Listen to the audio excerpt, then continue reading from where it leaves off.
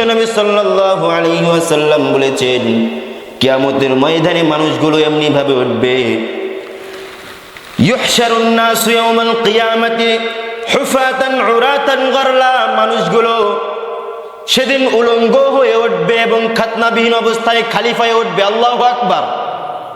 সেদিন আর কোনো খাতনা থাকবে না। মানুষ আল্লাহ রাব্বুল আলামিন যেমনি ভাবে দুনিয়াতে পাঠাইলেন সেভাবেই আমাকে আপনাকে কিয়ামতের ময়দানে উঠাবেন কে?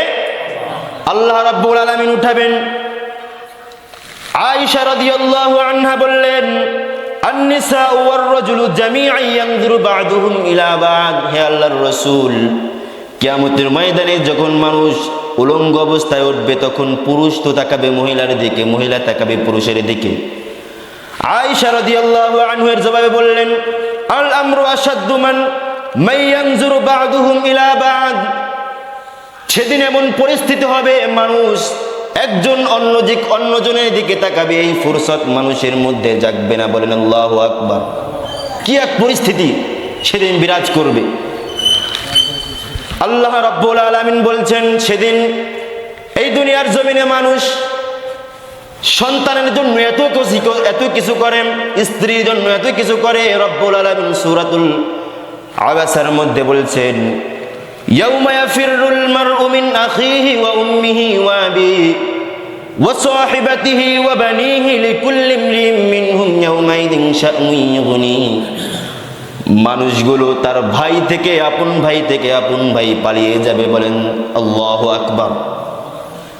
স্ত্রীকে চিনবে না, স্ত্রী থেকে স্বামী পালাবে, নিজের ঔরসজাত সন্তান থেকে বাবা পলায়ন করবে, তখন আর সন্তানকে চিনবে না। এমন এক পরিস্থিতি কিয়ামতের ময়দানে বিরাজ করবে। আল্লাহ রাব্বুল আলামিন কোরআনুল কারীমের মধ্যে বললেন, এই দুনিয়ার মধ্যে কেউ আর অবশিষ্ট থাকবে না। পৃথিবীর প্রথম মানুষ থেকে শুরু করে শেষ মানুষ পর্যন্ত সব মানুষগুলোকে আল্লাহ রাব্বুল আলামিন হাশরের ময়দানে একত্রিত করবেন।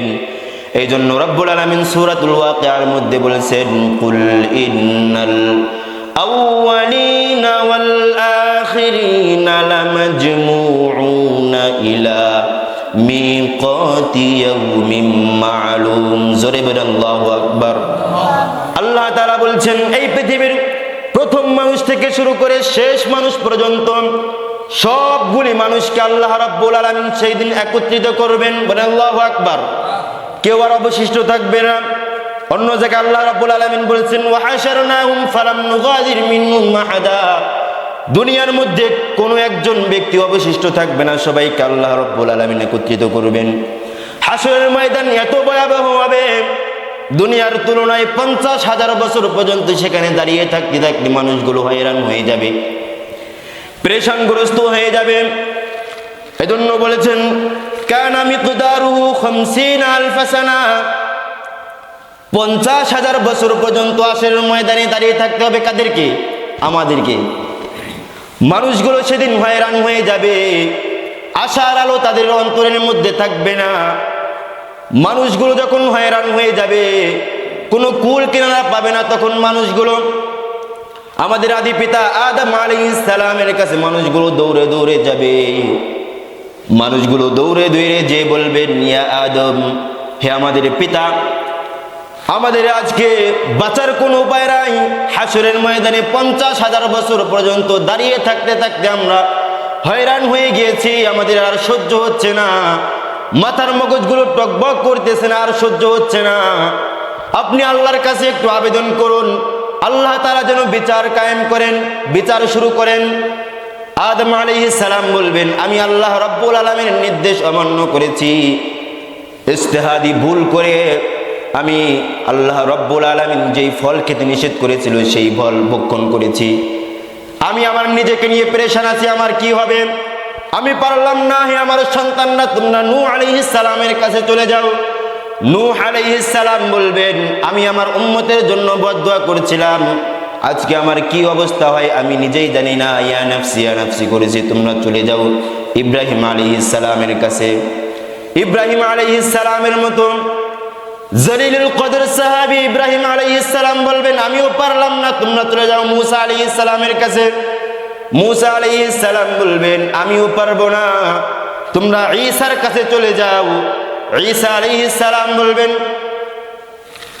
খ্রিস্টানরা আমাকে আল্লাহর পুত্র বানিয়েছে, আমি আমার নিজেকে নিয়ে আজকে আমি পেরেশান আছি, আমি পারলাম না, তোমরা চলে যাও, যেখানে গেলে কাজ হবে সেখানে চলে যাও, তোমরা চলে যাও আখিরে নবী, নবীদের নবী মুহাম্মাদুর রাসূলুল্লাহ সাল্লাল্লাহু আলাইহি ওয়াসাল্লামের কাছে। বলেন আল্লাহু আকবার। মানুষগুলো বিশ্ব নবীর কাছে যেয়ে বলবে, মানুষগুলো বিশ্বনবীকে খুঁজতে থাকবে।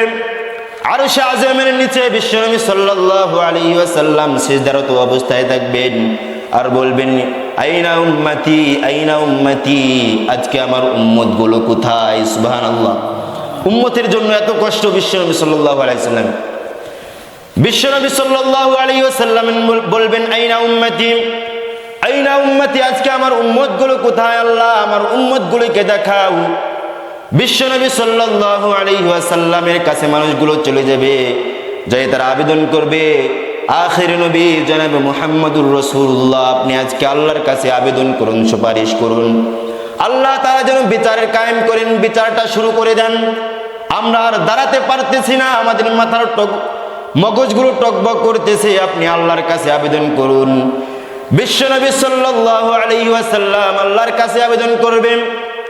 আল্লাহ রাব্বুল আলামিন বলবেন, সাল তুতাহু, হে নবী, আজকে আপনার কোনো পেরেশান নাই, আপনার কোনো দুঃখ নাই, কষ্ট নাই, আজকে আমার কাছে আপনি আবেদন করুন। আজকে আবেদন করার পরে আমি আল্লাহ রাব্বুল আলামিন আপনাকে, আজকে আমি আল্লাহ রাব্বুল আলামিন আপনাকে অর্ডার দিয়ে দিলাম, আপনার যে উম্মতের অন্তরের মধ্যে যারা পরিমাণ ঈমান আছে, ওই সমস্ত লোকগুলিকে নিয়ে, উম্মতগুলিকে নিয়ে আপনি জান্নাতের মধ্যে দাখিল হয়ে যান। বলেন সুবহানাল্লাহ।